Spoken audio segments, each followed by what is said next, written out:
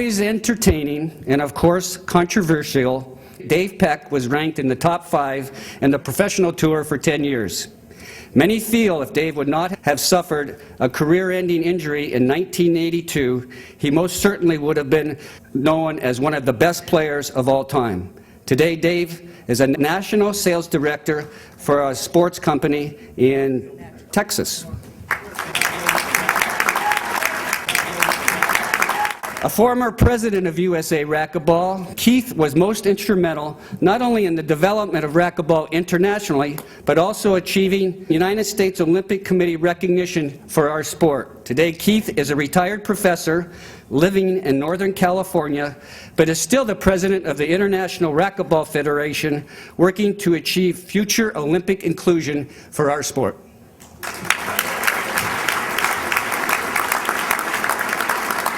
Johnny was the ultimate left side doubles player. Johnny combined power with finesse, winning more than 8 national doubles titles, and combined that with 6 national singles titles. Today, Johnny Hennen is in the restaurant business in Chattanooga, Tennessee. Johnny Hennen. Mr. Mazaroff possesses one of the longest tenures within our sport. The original and current state president of New Mexico, Gary also is the director of AMPRO/iPro, the National Teacher Certification Program. Gary is internationally known and respected for his continued contribution to the growth and success of racquetball throughout the world. He's currently working in real estate in New Mexico. Gary Mazaroff. Joanne's charismatic personality and desire to win made her one of the most successful female age players of all time. Over her career, Joanne won over 40 national titles.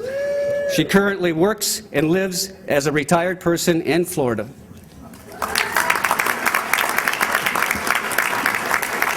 Our next member is a Texas legend, and another one of our Hall of Famers who was there at the very beginning. He was one of the board members of the original IRA organization and the AARA organization.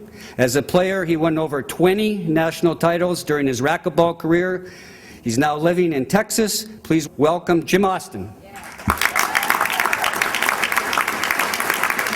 If you've gone through the museum, I hope you have, and you saw a picture of this next lady. She was a member of the very first World Championship U.S. team.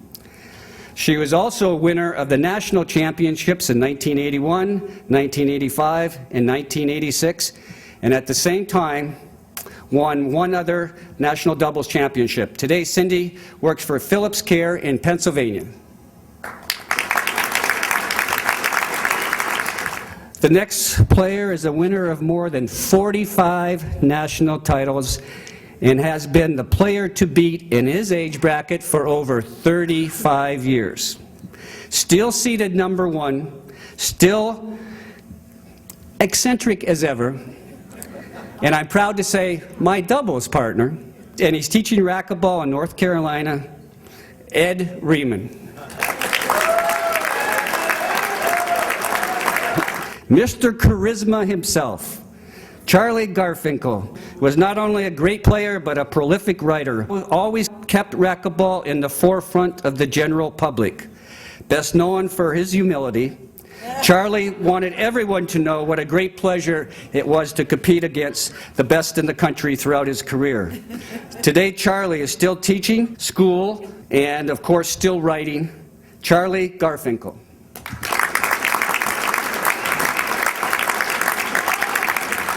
Our next person was the runner-up in the very first National Paddle Rackets racquetball tournament in 1968, and I hope you saw his picture in the last issue of the magazine.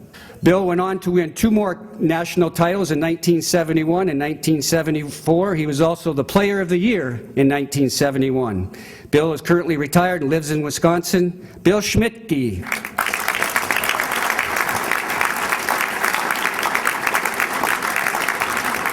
A true competitor, and without question a legend of our sport.